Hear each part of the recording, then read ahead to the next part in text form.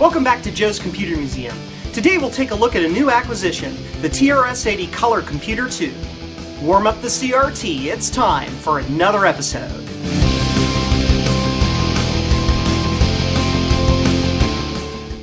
The Coco 2, as it's affectionately called, is a computer I never had any experience with, but I'm excited to get started. Cooper on the Apple II enthusiast group on Facebook saw a Craigslist ad for this guy and put out a message to see if anybody wanted it. I worked with him and he shipped it to me from Florida. Even with the shipping, I think it was a deal. The machine, a multi-pack interface, disk drive, printer, software, basically a full setup. But before we get into all the bits and pieces, let's talk about the Coco 2's place in computer history. Despite having the TRS-80 name, the TRS-80 Color Computer series is a totally different animal, sporting a Motorola 6809 processor instead of the Z80, and color graphics capability. The series started in 1980 with the Coco 1 and ended in 1991 with the Coco 3. Nestled right in between is our machine, the Coco 2. All three models kept solid compatibility between them, with most software designed for the Coco 1 still runnable on the Coco 2 and Coco 3. Released in 1983, the Coco 2 could support up to 64K of RAM, versatile graphic modes including block graphics mode like the TRS-80 Model 1, and several high-resolution modes with interesting color selections. It has built-in cassette support, 2 joystick ports, a serial port, and a built-in cartridge port. A pretty versatile selection of options for 1983. Many peripherals were available, including printers, joysticks, disk controllers, and more. Let's take a look at everything I got with it. First is the Coco 2. You can tell the original owner loved it and had it in a prominent place. The case discoloration shows it sat in one spot and was likely never moved. Additionally, it's been modified. More on that in a minute. It came with the multi-pack interface, so you can have multiple cartridges or peripherals attached without constant swapping.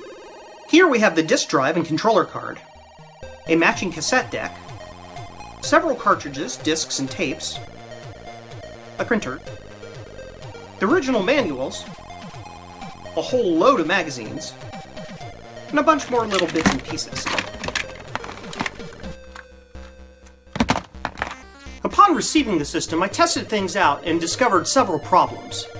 To begin with, the box the Coco came in doesn't match the machine. It's not the same model number. Still, it's nice to have a good place to store the Coco when I'm not using it. It looks like the color artifacting circuit has a few issues. We'll have to fix that. The cassette deck has a bad drive system, so I can't use it to load cassette games. But I was able to load games in from WAV files.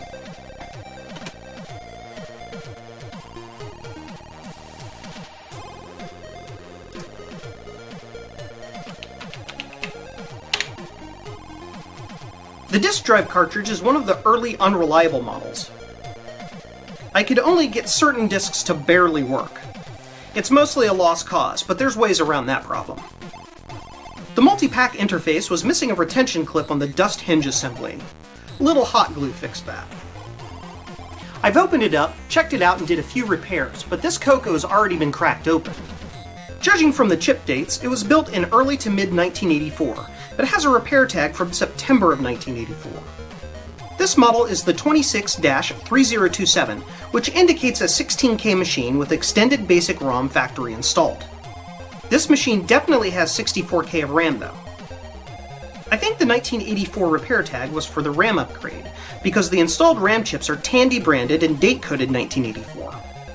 The original 6809E CPU was pulled and marked as bad, then replaced with a 6809EP dated from 2009.